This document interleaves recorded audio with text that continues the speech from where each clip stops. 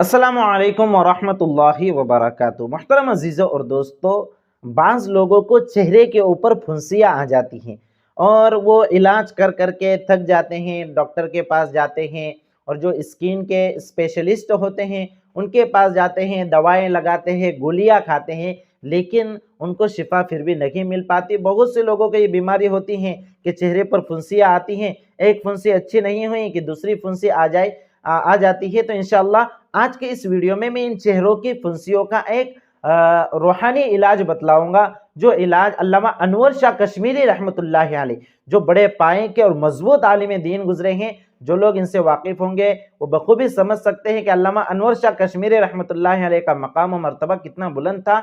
तो उनकी एक किताब है, उनकी किताब में इन चेहरों की फुंसियों का एक इलाज लिखा गया है। तो ये इलाज मैं फ़ायदे के लिए आपके सामने बयान कर रहा हूँ, मेरे पढ़ने में आया तो मैंने सोचा आपके साथ भी शेयर करूँ ताकि आप लोगों का भी फ़ायदा हो जाए। तो इंशाल्लाह 3 इलाज मैं आपको बताऊंगा। ये तीनों इलाज अल्लामा अनवर शाह कश्मीरी रहमतुल्लाहि अलैह की किताब से लिए गए हैं, उनके इफ़ादात से लिए गए हैं।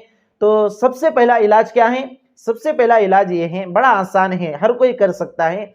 ये इलाज है कि 21 मरतबा सूरह कौसर, इन्ना आतैना कल कौसर, अक्सर लोगों को याद होती है, 21 मरतबा सूरह कौसर पढ़कर बादाम के ऊपर दम करे। बादाम के ऊपर दम करे। दम करने का तरीका क्या है? जैसे हम थुतकारते हैं, जिसमें थूक के बारीक बारीक जर्रात भी निकलते हैं, तो इस तरह से दम करे। लोग समझते हैं दम करने का मतलब सिर्फ फूक मारना है, फू फू फू, इस तरह से नहीं। दम इसे नहीं कहा जाता। दम करने के अंदर थूक और लुआब के कुछ जर्रात भी शामिल होते हैं। तो इस तरह से आप 21 मरतबा सूरह कौसर पढ़कर बादाम के ऊपर दम कीजिए और बादाम को घिसकर उसका पेस्ट बना लीजिए।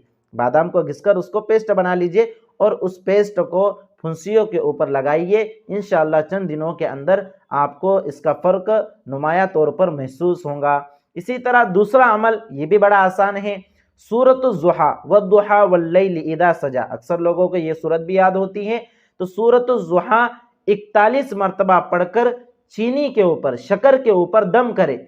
शक्कर के ऊपर 41 मरतबा सूरह ज़ुहा पढ़कर दम करे और उस शक्कर को रोज़ाना थोड़ा थोड़ा चबाते रहें। इंशाअल्लाह इससे भी शिफा हासिल होंगी। इसी तरह तीसरा अमल ये भी इसी तरह है कि सूरह इखलास, कुल हुवल्लाहु अहद, ये तो सबको ही याद होती है।